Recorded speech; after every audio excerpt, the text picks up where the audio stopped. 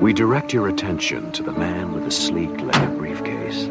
His name, Dr. Mallory Craig. Thanks, bud. Occupation, psychologist, newly employed by the Crestridge Sanitarium. For the last 2 weeks, he has been visualizing his first day, looking forward to it with eager anticipation. But there's a terror behind those cold institutional walls that nothing in his education has prepared him for.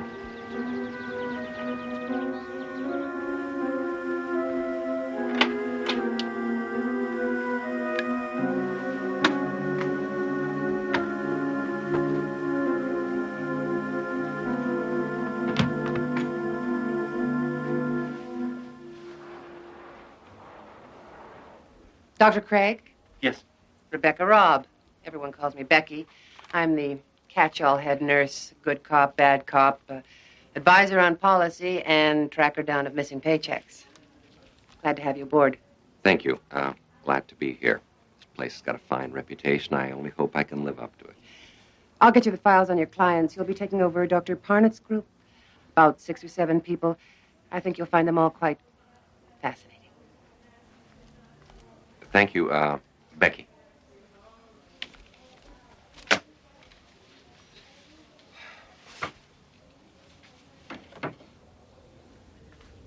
Becky, can I see you a second? Sure. What can you tell me about this patient? Name of Sharon Miles. It says here she committed herself. That's correct. Although Dr. Parnett thought there might also have been some family pressure to check in.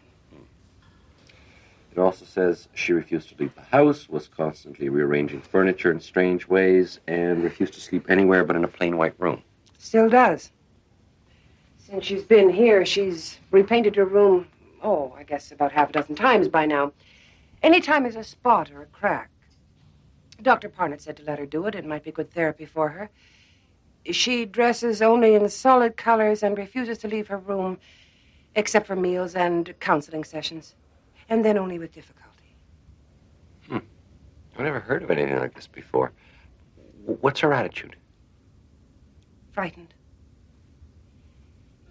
Doctor, in my 10 years as a nurse, I've never seen anyone so completely, utterly terrified. Of what? I don't know. Even Dr. Parnett couldn't find out that one. Good night, Doctor.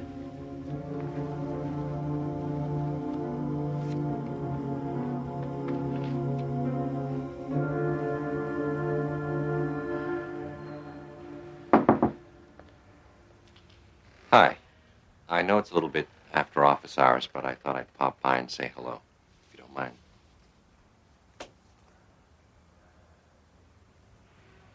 Yours? Nice work. I'm afraid arts and crafts are pretty much beyond me. Tried to make a bookcase once, ended up as a napkin holder. Nice room. Spartan, but very nice. Thank you. I've been going over the caseload, and yours is very interesting. I noticed that you graduated to therapy on a voluntary basis. Dr. Parnett decided not to push matters. If there was something I wanted to talk about, I'd talk about it. But you haven't. You haven't been to therapy in nearly 2 months. You know, I'm sure if you were to try again, I could arrange for a field trip. No. I don't think that would be a good idea. Not yet. When I'm ready, maybe. All right.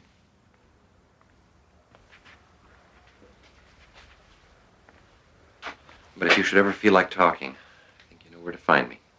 Good evening.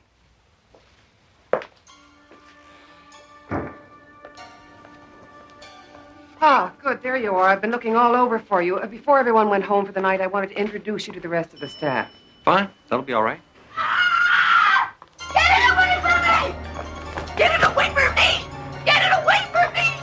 I told her we don't have any other heavy blankets. It's getting colder and she's I don't care! Get it away! I don't want patterns! Look, just go and get 2 or 3 light ones. That should be all right, don't you think? As long as they're plain. One color, no patterns. No patterns. I promise.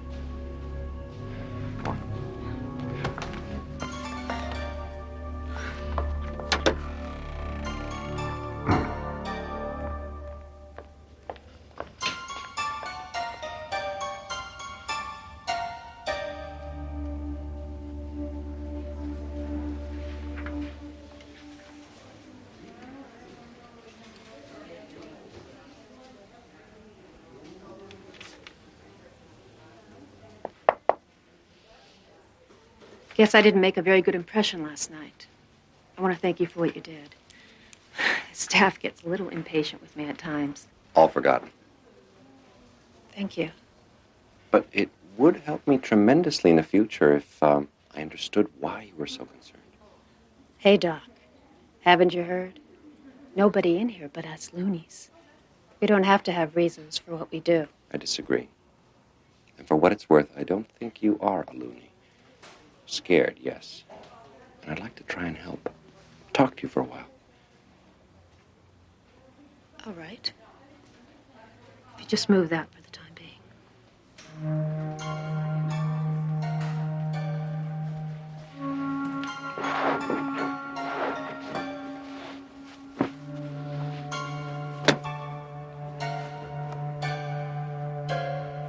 After I finished college, I met Jeff. And we got married about a year later. And we had a boy, Bobby. He's 7 years old now. And I don't hate my mother or my father, and I never wanted to sleep with my brother. And I wasn't frightened by a checkered sheet when I was a little girl. But you were frightened last night. I saw you. You were terrified by that blanket. No, not the blanket. The patterns. Why?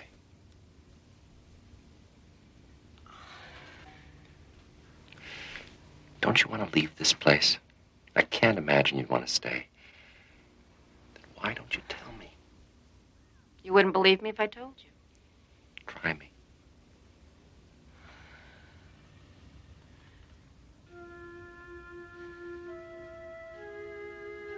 You ever look closely at patterns, Doctor? I mean the kind of patterns you find in wallpaper. Cracks in the ceiling. Linoleum floors. I suppose so, yes. You ever see faces in those patterns? The way that the cracks and colors come together so that if you look at it, just so, you could swear you see a face. Of course. We had a linoleum floor when I was a kid. I used to spend hours looking at the patterns, trying to make faces out of them. See, that's the way the brain works. It tries to find order in chaos. Given the chance, the mind plays a game of connect the dots with whatever it happens to be looking at the time. Yes, but did you ever wonder why you see faces? Not animals or plants or buildings, but faces. No, actually, until you mentioned it, it hadn't occurred to me. It didn't occur to me either. At least not at first. It was Sunday, and I was looking up at the wallpaper. It was covered in abstract patterns, you know the kind. And I was looking up at the wallpaper, looking into the patterns. I saw a face in it. Doctor, I swear it looked back at me. Right at me.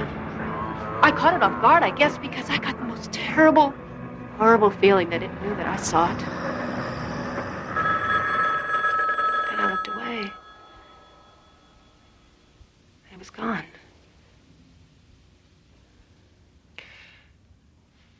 Perhaps you only thought the face was looking at you. No. No!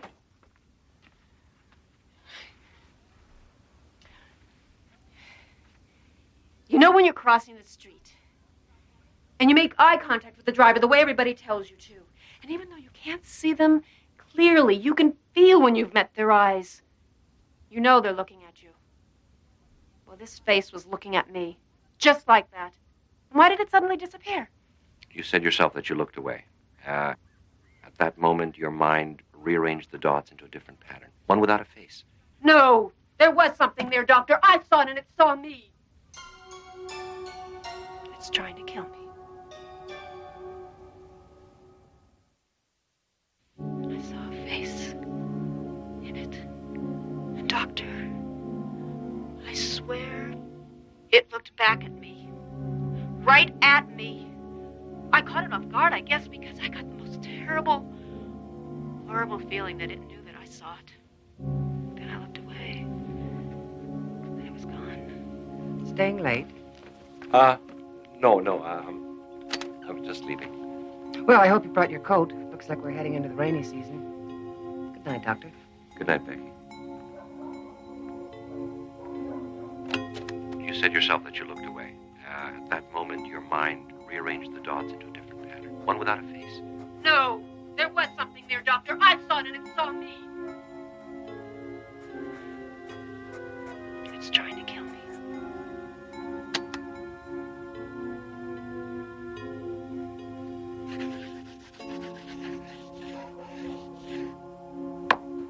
After I saw the first face, I started seeing more of them. They were watching me, peering out of the patterns of carpet, ceilings, wallpaper. I tried to paint over them, but they kept coming through. Faces in the pile of leaves next door. Faces in tree trunks. Brick walls.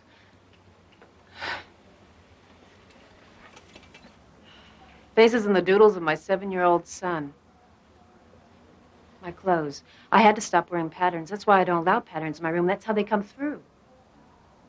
As long as they're out of range, I'm safe.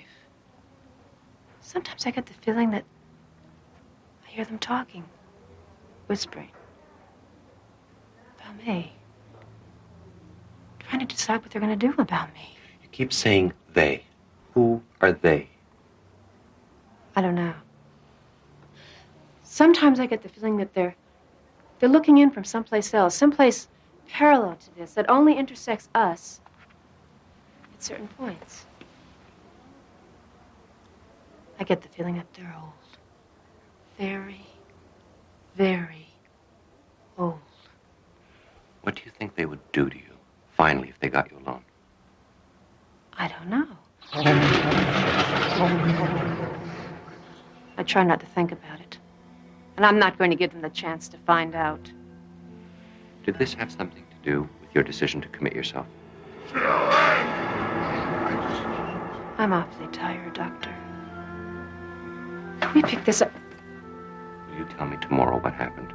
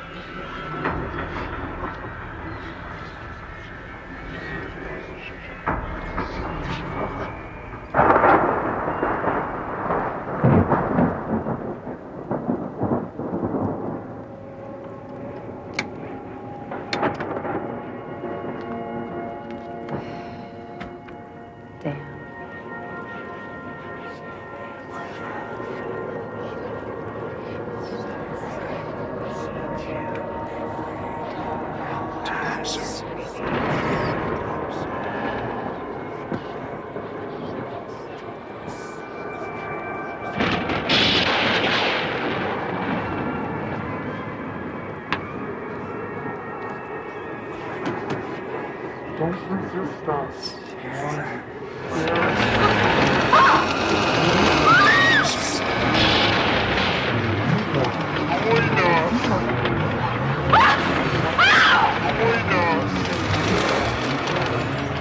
Come here. Come with us. Come with us. Come with us.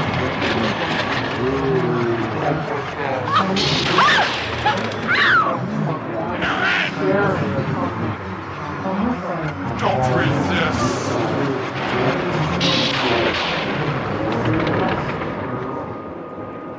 Bobby!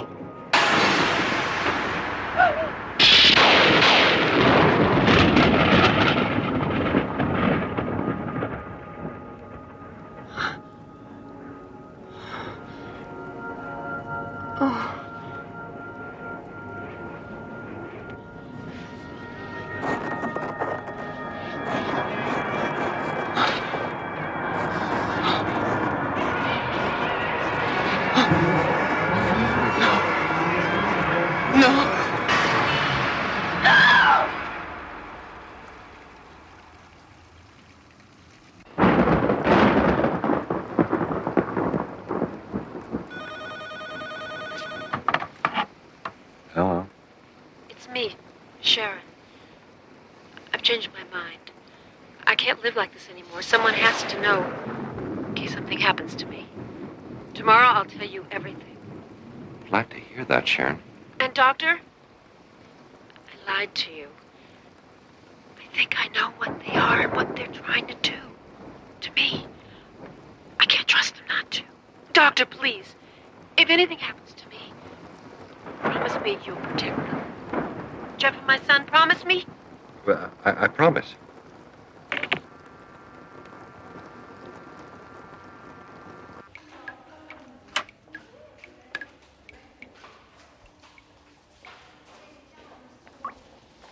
Good morning, Doctor. Pardon the bucket. We had the roof fixed last winter, but it still leaks a lot. The buckets all over the place. Storm that big always agitates the patients, and last night was a doozy. Around midnight, we had everyone quieted down, except for your favorite patient. Sharon, what happened? Well, she just started screaming right in the middle of the night, screaming and pounding on her door, trying to get out. Kept saying she wanted another room, that she had to get out. Did she say why? Well, she was hysterical. Any other night, we'd have given her another room, but you know how crowded we are. She was too disturbed to let her wander around, so we had to lock her room. I called for another nurse to help sedate her. She really fought us, too. Why didn't you call me? Well, we were going to, but she quieted down. We didn't want to disturb you.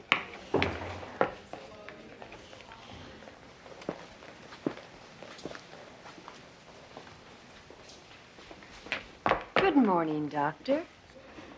I hear you give our nurses quite a night. Well, I was being silly, and I realize that now. Storms frighten me. Actually, thanks to you, I realize I've been silly about a lot of things.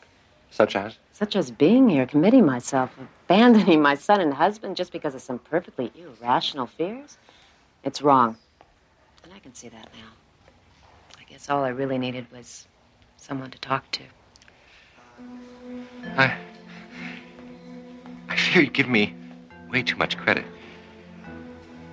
It's a very pretty outfit. Very intricate patterns, I thought. Just one more sign that all is well. I called the front office and had it brought to my room. With some luck, I signed the release forms and I'll be leaving here this afternoon. So soon? I thought we could at least finish our... We did. And again. Thank you.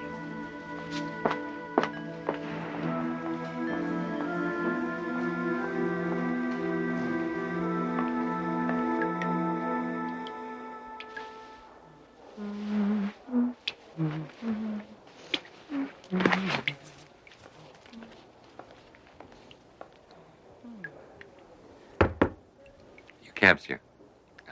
Thought I'd help you with your bags. Thank you. Besides, I couldn't just let you go without saying goodbye, could I?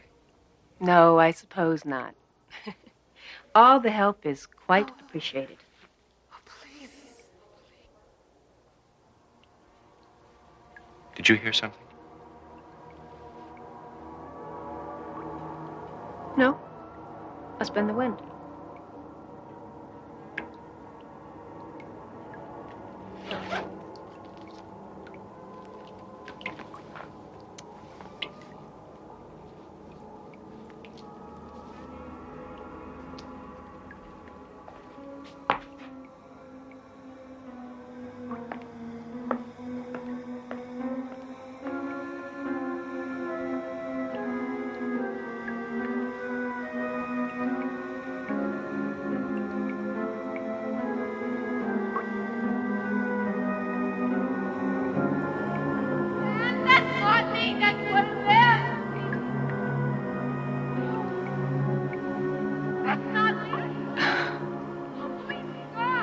Next time you're alone, look quickly at the wallpaper and the ceiling and the cracks on the sidewalk.